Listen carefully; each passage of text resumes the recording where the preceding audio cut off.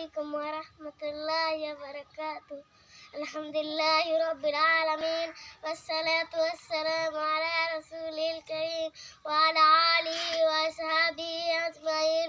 अम्मा बाद, क़ाल अल्लाहु तआला फ़ी कलामिहिल मजीद, फ़अऊज़ु बिल्लाहि मिनश शैतानिर रजीम, बिस्मिल्लाहिर रहमानिर रहीम।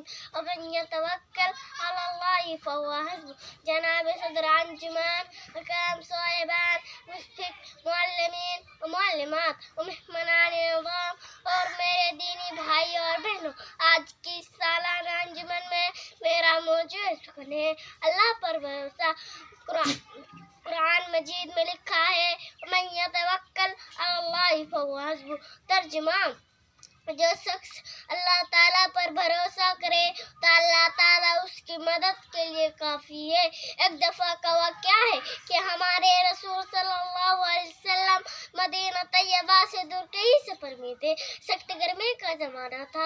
दोपहर के वक्त थोड़ी देर आराम फरमाने के लिए एक दरख्त की साया में एक जगह लेट गए। हमारे हज़रात थके हुए थे। लेटते ही आँख लग गई। काफ़ी चुपचाप आया, तलवार खींचकर आपके करीब हो गया। हमला करना नहीं चाहता था। एकदम से हमारे हज़रात की आँख खुल गई थी। देखा कि एक दुश्मन नंगी तलवार खींचे खड़ा है।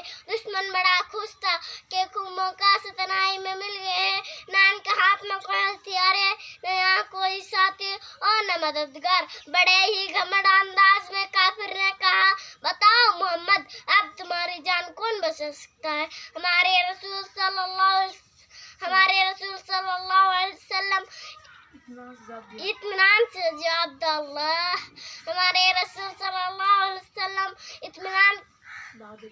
इत्मीनान के ये बहादुरी खुद ही डर गया। उसका हाथ कांपने लगा। उसका हाथ से तलवार छूटकर जमीन पर गिर पड़ी। और अब तलवार हमारे हज़रत मोहम्मद सल्लल्लाहु अलैहि वसल्लम अपने हाथ में उठा ली, खड़े हो गए और फरमाया, बताओ अब तुम्हें कौन बचा सकता है? काफिर अल्लाह को तो मानता न था, थर-थर कांपने लगा और कुछ समझ शुरू कर दिया। अल्लाह के रसूल बड़े मेहरबान रहम दिल थे, दुश्मन के साथ एहसान करते थे, इसीलिए उसको माफ फरमा कर छोड़ दिया। आखिर में अल्लाह ताला से दुआ है, अल्लाह ताला हम सब मोमिन मर्द औरत को नेक साले रहम दिल बनाए। आमीन या रब्बल आलमीन। अस्सलामु अलैकुम व रहमतुल्लाह।